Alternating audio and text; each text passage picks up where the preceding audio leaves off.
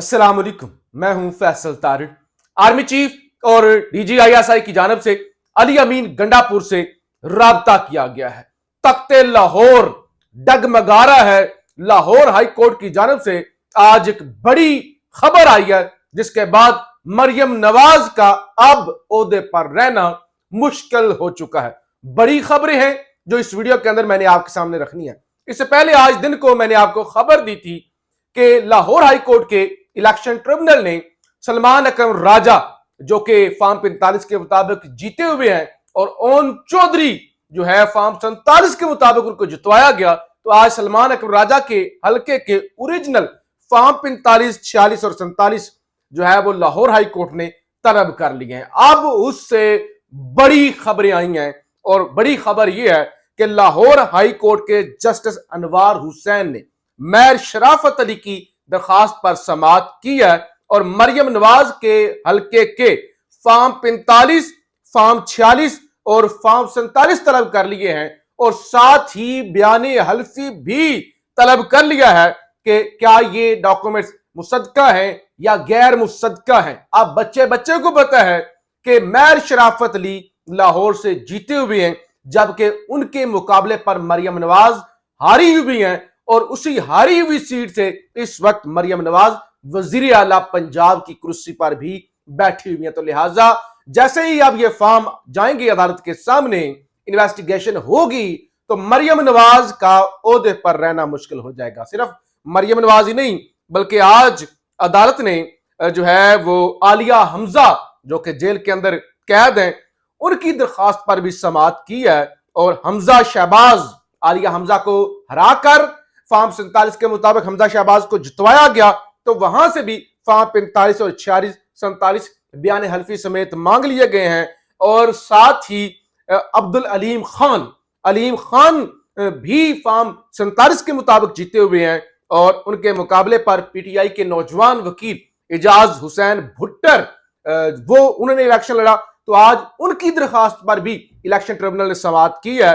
तो फार्म 45, 46, 47 बयान हल्फी समेत अब्दुल अलीम खान के हल्के के भी तलब कर लिए गए हैं। तो लिहाजा अब नून लीग और पंजाब के अंदर जो जो जितवाए गए थे, सब की कुर्सियां हिलने लग गई हैं, और पंजाब हुकूमत के लिए और इस फार्म 47 की पैदावार हुकूमत के लिए बड़ी मुश्किलात खड़ी हो चुकी हैं।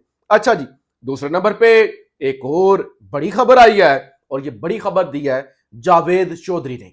उन्होंने दावा किया है कि आर्मी चीफ और DGISI ने अली अमीन गंडापुर, जो कि वज़ीर आला है KPK के, उनसे राब्ता किया है।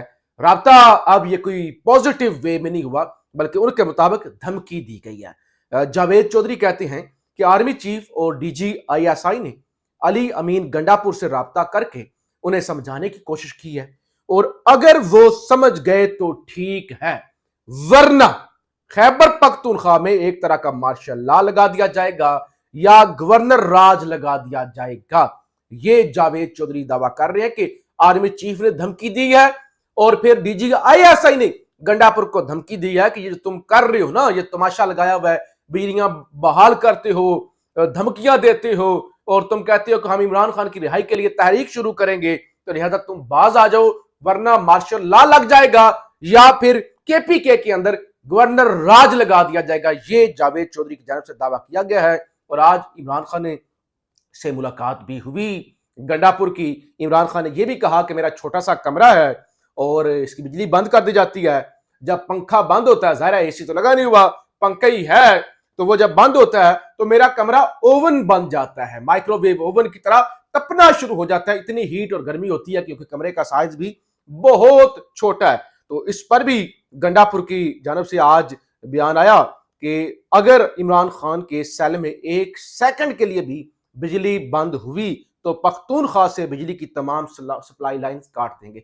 यानी पख्तूनख्वा के अंदर डैम्स हैं, बिजली बनती है, उनका कि जितनी पख्तूनख्वा बिजली देता है, सप्लाई लाइनें हैं, वो सब की सब हम काट देंगे अगर इमरान खान के सेल की बिजली बंद हुई।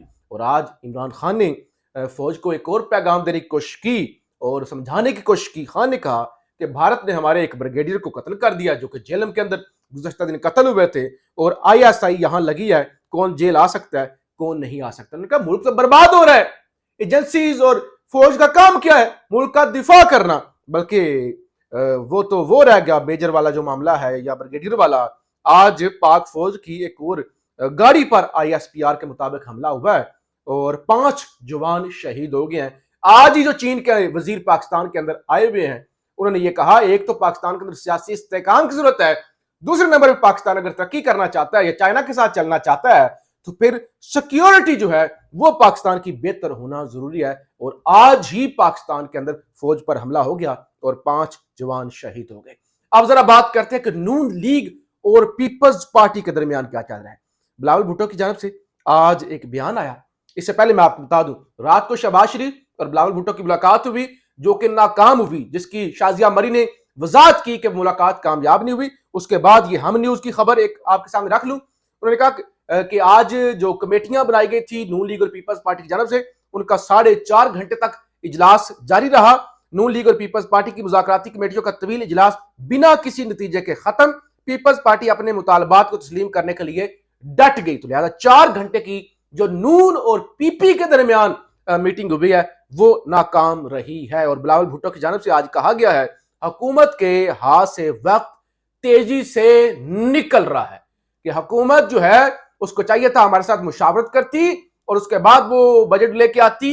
उन्होंने मुशावरत नहीं की, लिहाजा हुकूमत जो है होश क्या नाखून ले हमारी मुतालबात तस्लीम करे, वरना हुकूमत के हाथ से वक्त तेजी से निकल रहा है। यानी नून और पीपी की आपस में ये जो एक लगी हुई है जंग टाइप आप कह लें, पता नहीं स्क्रिप्टेड ये सारी कार्रवाइयां हैं या नून लीग जो है या पीपल्स पार्टी क्या ड्रामा कर रही है, लेकिन एस्टैब्लिशमेंट की जानब से आज दोनों के लिए एक बड़ा सख्त पैगाम आया है।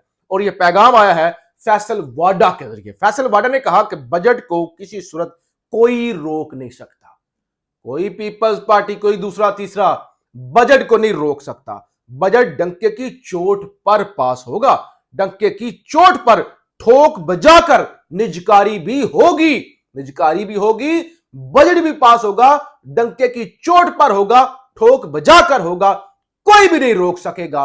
और आपको पता है फैसल वाडा कहां से बात करते हैं, किनके नुमाइंदे हैं? तो उन्होंने कहा ये जो भी मीटिंगें कर रहे हैं, मिल रहे हैं, रूठे हुए हैं, बजट भी पास होगा, निजकारी भी होगी। दूसरी तरफ पीटीआई ने आज पंजाब के अंदर निकलने की कोशिश की, छोटी मोटी रैलियां भी हुई।